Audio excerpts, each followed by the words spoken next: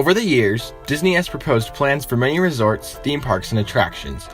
While most of these propositions have been successful endeavors, not even Disney is perfect, and sometimes plans just don't work out. Today on Dateline Disney, we will be taking a look at several canceled Disney theme parks. Unveiled as the second Disney park since Disneyland, Riverfront Square had many similarities to Disneyland, such as a Main Street USA, this time based on Old St. Louis and Old New Orleans. Many current attractions in other Disney parks were conceived as part of Riverfront Square, including classics like the Haunted Mansion and Pirates of the Caribbean, though some rides, like a ride based on the Lewis and Clark Expedition and a Davy Crockett ride, never saw the light of day. Riverfront Square was planned to utilize the audio animatronic technologies that were engineered and showcased by Disney at the New York World's Fair, but the plans for the park fell through after Disney had difficulty securing land to house the park. After Riverfront Square was scrapped, its ideas were utilized in other parks, and Disney began focusing on a project in Florida that would eventually become Walt Disney World. As Michael Eisner began to head up the Walt Disney Company as its new CEO, he had big plans to improve its holdings in the theme park and resort industries. One of the first things Eisner did was purchase the Disneyland Hotel from the Rather Corporation in order to begin expanding Disneyland. Along with the acquisition of the Rather Corporation came several properties in Long Beach, California. Disney saw this as an opportunity to continue increasing their reach and proposed Port Disney, a resort complex complete with several hotels and a theme park known as Disney Sea. The project itself was unveiled on July 31st, 1990, though more information was released in September via the Port Disney News, a pamphlet distributed to Long Beach residents hoping to raise interest about the resort. Port Disney News shut off much of Disney Sea. Oceana, the park's towering landmark, was described as such.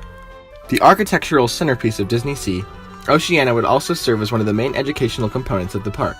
Within this oceanarium, guests will experience true-to-life recreations of marine habitats and ecological systems from around the globe. Visitors will be able to touch, smell, feel, and hear the world of water. Overhead walkways and underwater portholes will provide for both bird's-eye and crab's-eye views. In Oceana, interactive displays and hands-on participation will encourage children and adults to learn about the ocean in ways that are fun, challenging, and informative. Disney Sea was also planned to have a future research center, a City of Atlantis attraction located in Disney Sea's Mysterious Island, and many more educational facilities in the vein of those found at Epcot. However, Disney Sea was competing with both the residents of Long Beach as well as another planned project much closer to Disneyland. The mayor of Long Beach at the time stated that he just doesn't think it will make as much economic sense for Disney or the city now, and distaste grew with the public.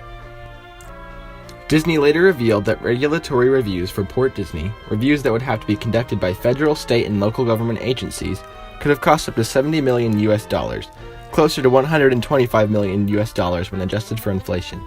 Port Disney was definitely too expensive, and Disney shelved its ideas in favor of the new park on Disneyland property, utilizing some of Disney Sea's ideas in Tokyo Disney Sea.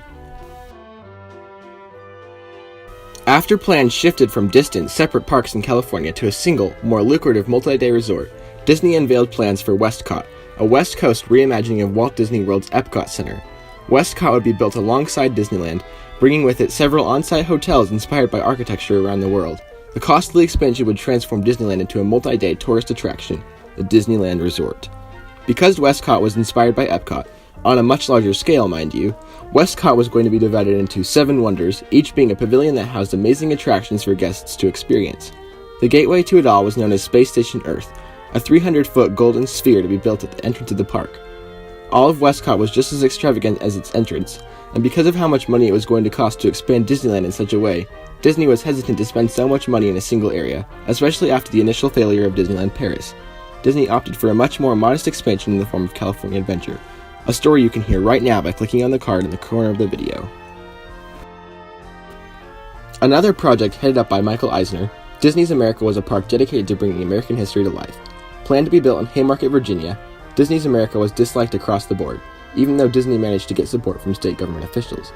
Historians were very outspoken towards the plans, citing their contempt towards Disney's embellishment of true history in favor of creating stories for their planned attractions.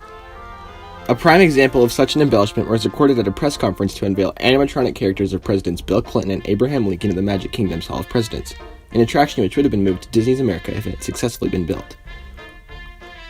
When discussing plans to Disney's America project, the project's creative director, Bob Weiss, went on to say, "How can you do a park in America and not talk about slavery? The park will deal with the highs and lows. We want to make you feel what it was like to be a slave and what it was like to escape the Underground Railroad."